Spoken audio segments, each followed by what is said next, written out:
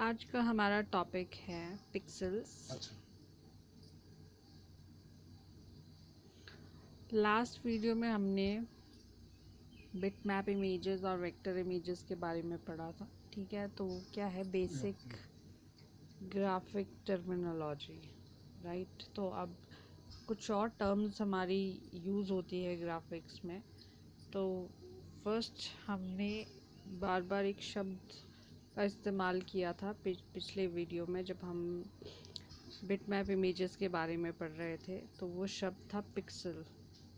तो पिक्सल क्या है आपका? अ pixel is a single square on a computer screen. आपकी कंप्यूटर स्क्रीन पे एक सिंगल स्क्वायर को हम पिक्सल बोलते हैं। ठीक है, जैसा कि आपको पता है कि हमारी जो कंप्यूटर की स्क्रीन है वो बहुत सारे स्क्वायर्स से मिलकर बनी होती है। ठीक है, इन स्क्वायर्स को अगर हम इसमें से सिंगल स्क्वायर की बात करते हैं तो उसको हम पिक्सल कहते हैं। Depending upon your screen resolution, your screen probably has hundreds of thousands of pixel.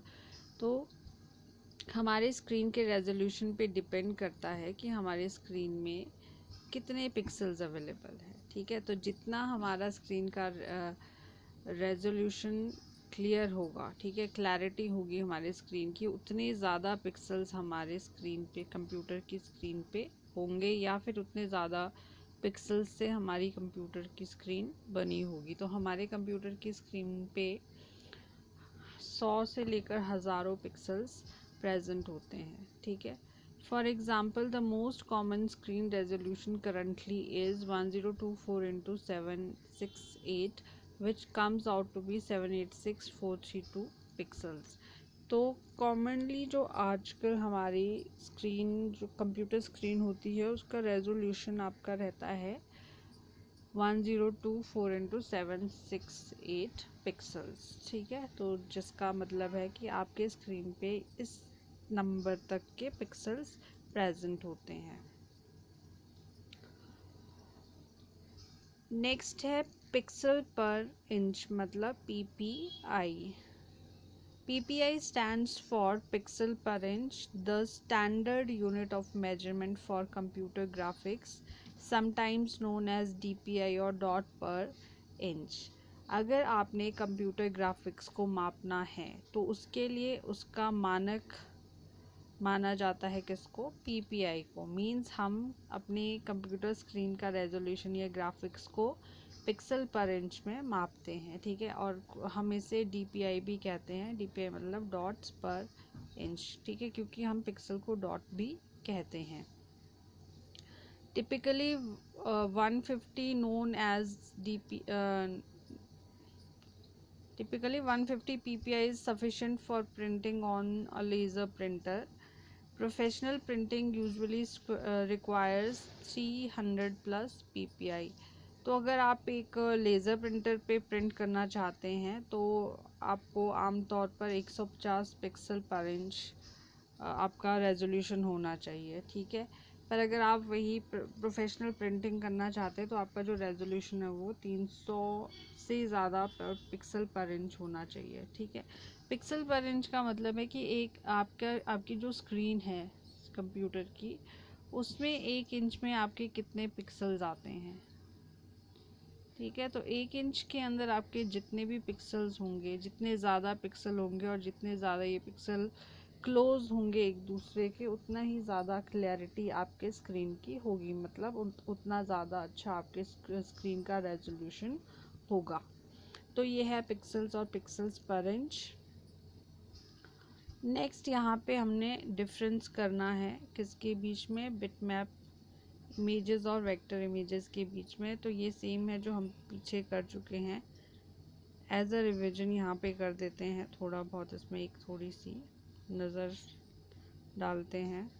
First difference है बिटमैप इमेजेस आपकी पिक्सल्स की बनी होती हैं। ठीक है, वहीं पे वेक्टर इमेजेस आपकी मैथमेटिकल कैलकुलेशंस से बनी है, जो कि आपके ऑब्जेक्ट्स और लाइंस क्रिएट करती है। ठीक है, नेक्स्ट है represent and edits photo and photo like elements better than vector programmes with the use of continuous tones. The use of different colors pixels allows for smooth blends of color. अब bitmap images में आप कोई भी photo या photo like elements को बहुत अच्छे तरीके से रिप्रेजेंट कर सकते हैं, ठीक है, क्योंकि आप इसमें कॉन्टिन्यूस टोन्स यूज़ कर सकते हैं, मीन्स आप डिफरेंट कलर्स यूज़ कर सकते हैं। और जब आप डिफरेंट कलर यूज़ करेंगे पिक्सेल्स में तो इससे क्या होता है, अगर आपने कलर मिक्सिंग करनी है अपने कलर्स की तो वो बहुत ही स्मूथ वे में आपकी मिक्सिंग होती है। वेक्टर इमेजेस में क्या है, can be scaled to any size without losing quality. हम इस वेक्टर इमेजेस को कितना भी स्केल कर सकते हैं, मतलब अगर हमने इसको छोटा बड़ा करना है तो हम किसी भी साइज तक इसको छोटा बड़ा कर सकते हैं, इसकी जो क्वालिटी है वो ख़राब नहीं होती है। नेक्स्ट है बिटमैप में रेजोल्यूशन डिपेंडेंट। आपकी जितनी भी बिटमैप इमेजेस होती है वो रेजोल्यूशन डिपेंडेंट होती है, मतलब वो रेजोल्यूशन पे डिपेंड करती है। enlarging a image will result in loss of quality of image, means कि जितना हम अगर जूम कर देंगे किसी भी इमेज को या पिक्चर को तो उसकी जो क्वालिटी है वो ख़राब हो जाती है। वेक्टर इमेजेस क्या है, रेजोल्यूशन इंडिपेंडेंट है, मतलब कि इसका ये रेजोल्यूशन पे बिल्कुल भी डिपेंड नहीं करती है। हम इसको किसी भी साइज़ में प्रिंट कर सकते हैं या फिर किसी भी रेजोल्यूशन में प्रिंट कर सकते हैं। Can not be easily converted to vector, तो जो आपकी बिटमैप इमेजेस होती हैं उनको आप इजीली वेक्टर इमेजेस में कन्वर्ट नहीं कर सकते हैं। वहीं पे आपकी जो वेक्टर इमेजेस होती है उनको आप इजीली कन्वर्ट कर सकते हो बिटमैप इमेजेस में, ठीक है। तो ये था इनके बीच में डिफरेंस आपका बिटमैप इमेजेस के बीच में और वेक्टर इमेजेस के बीच में, ठीक है। तो हमारा नेक्स्ट टॉपिक है कॉमन इमेज फाइल टाइप्स। अभी हमने ग्राफिक्स टर्मिनोलॉजी की है, ठीक है, जो ग्राफिक टर्म्स यूज़ होती है आपके ग्राफिक्स में बेसिक टर्म्स यूज़ होती हैं वो हमने की थी। नेक्स्ट अब हम करेंगे image file types. PSD means Photoshop document. .psd stands for Photoshop document and is a native format for file created in Photoshop.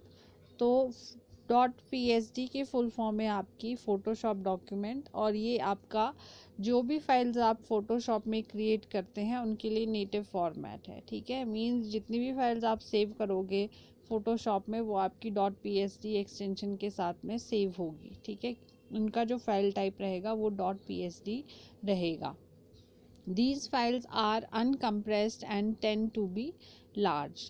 अब इन फाइल्स को हम कंप्रेस नहीं कर सकते, मींस इनको हम थोड़ा सा छोटा नहीं कर सकते हैं साइज़ में, इसीलिए ये इनका जो साइज़ होता है काफ़ी बड़ा रहता है।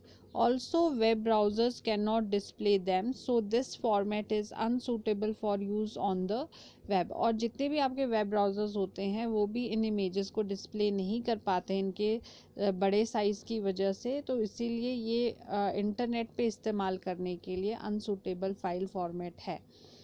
However, this format is excellent for editing images because it supports layers and features non-destructive editing. जबकि ये जो फाइल फॉर्मेट आपका होता है ये अगर आपने इमेज एडिटिंग करनी है तो उसके लिए एक्सेलेंट फॉर्मेट है आपका। ये आपके डिफरेंट लेयर्स को सपोर्ट करता है और नॉन डिस्ट्रक्टिव एडिटिंग आप इसमें कर सकते हैं, मीन्स इसमें आपको कोई भी डिस्ट्रक्शन नहीं होगा क्वालिटी के साथ में। नेक्स्ट फॉर्मेट है आपका JPEG। ये बहुत ही कॉमन फॉर्मेट है, आपने बहुत सारी इमेजेस के साथ में इस एक्सटेंशन को लगा हुआ देखा होगा। तो JPG या फिर .jpg stands for joint photographic expert group. Files saved in this format have undergone a compression routine to decrease their file size. तो जितनी भी फाइल्स या जितनी भी इमेजेस आप इस फाइल फॉर्मेट के साथ में सेव करते हैं तो उसमें आपका कंप्रेशन हो सकता है ताकि हाँ उसका आप साइज़ डिक्रीज़ कर सके। ठीक है, साइज़ को छोटा करने के लिए आप इन फाइल फॉर्मेट के साथ जितनी भी इमेजेस सेव करते हैं उनको आप कंप्रेस कर सकते हैं। ठीक है, JPGs are capable of displaying 16.7 billion different colours, making it particularly suitable for photographic images.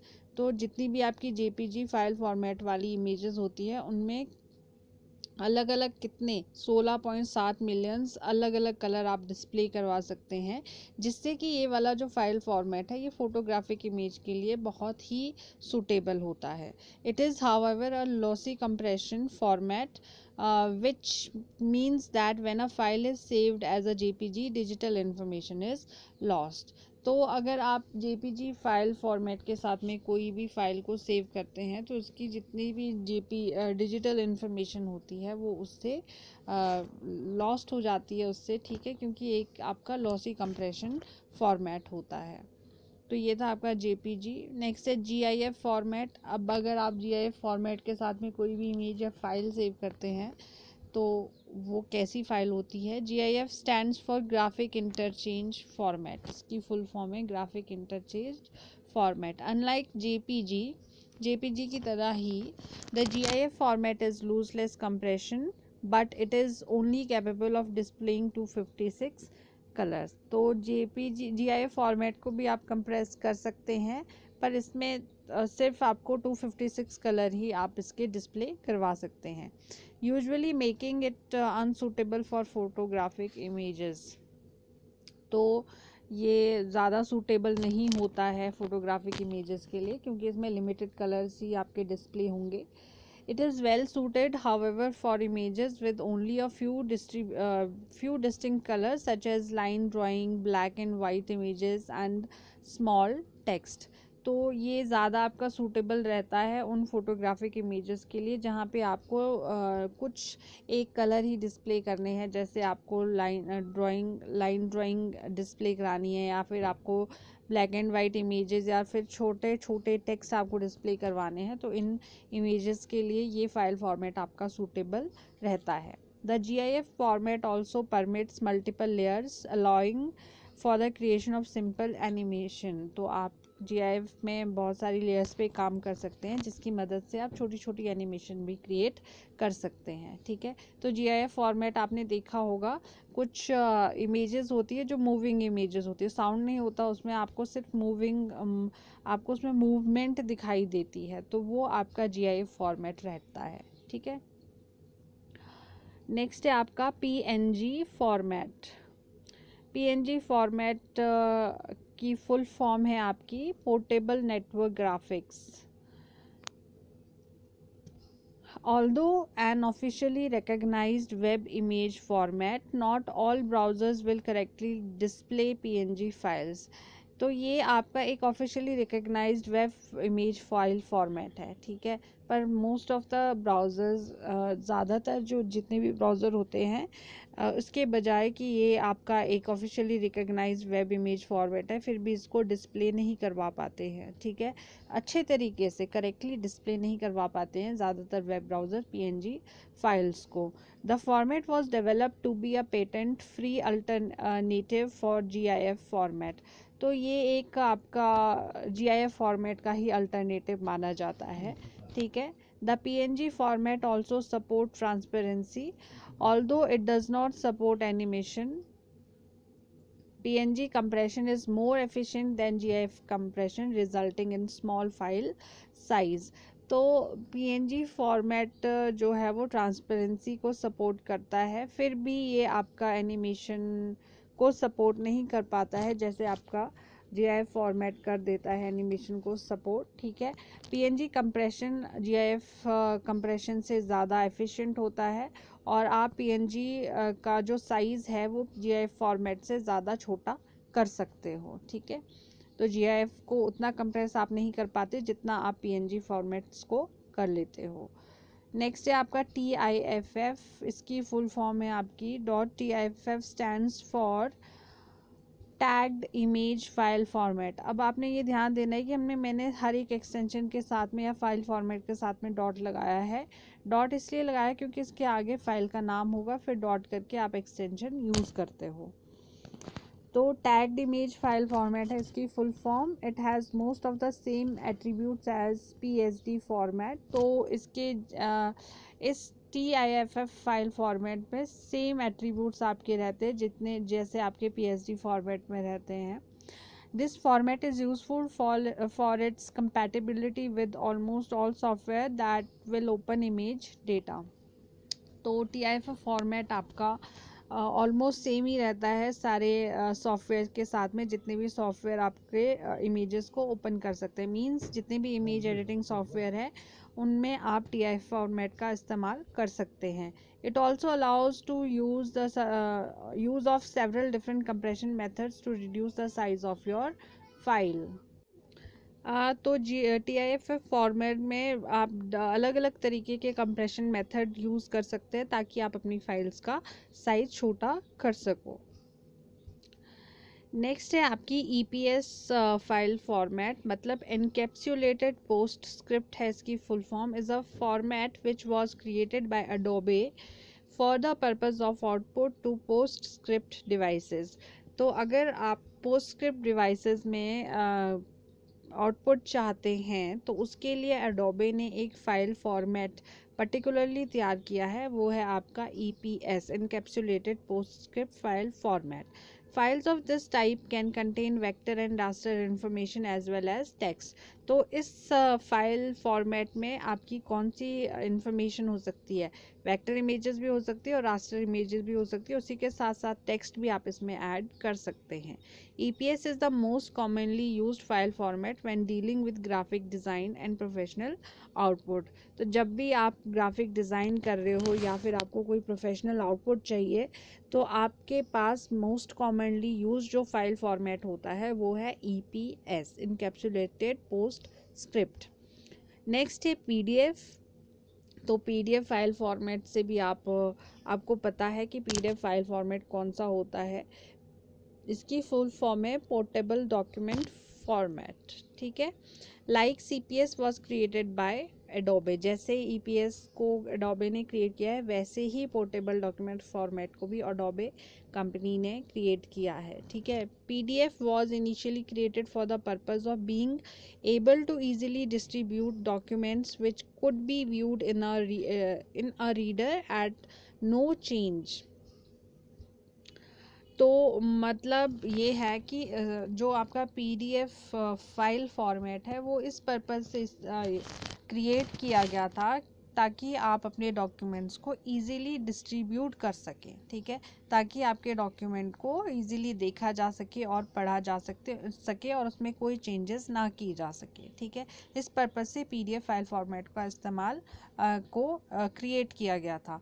PDF has gained popularity and is quickly becoming the common file format for use when preparing files to be sent to a service bureau or other individuals।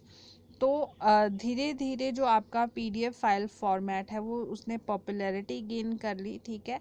और ये इसकी मदद से ये जो file format है PDF file format है, इसकी मदद से किसी भी फाइल को आसानी से एक जगह से दूसरी जगह तक भेजना बहुत ही आसान हो गया, ठीक है। चाहे आपने उसको किसी सर्विस ब्यूरो को भेजना है, ठीक है, या फिर आपने उसको किसी इंडिविजुअल को भेजना है, तो PDF फाइल फॉर्मेट को आप इजीली भेज सकते हैं एक जगह से दूसरी जगह तक, ठीक है, क्योंकि ये इजीली पोर्टेबल आपकी डॉक्यूमेंट्स आपका ये easily portable file format document होता है, ठीक है। ये जैसे कि आपको पता ही है, मैं भी आपको PDF फॉर्मेट में ही फाइल्स भेजती हूँ, तो इनको इस फाइल फॉर्मेट को एक कंप्यूटर से दूसरे कंप्यूटर में या फिर एक सेल फ़ोन से दूसरे सेल फ़ोन में या फिर एक डिवाइस से दूसरे डिवाइस में भेजना बहुत आसान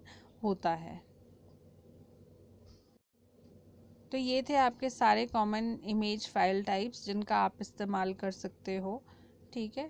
तो हर एक इमेज फाइल टाइप की अपनी अपनी प्रॉपर्टी होती है और अपने अपने तरीके से ये अपने इमेजेस को या फिर जो भी फाइल है उसको डिस्प्ले करवाता है, ठीक है।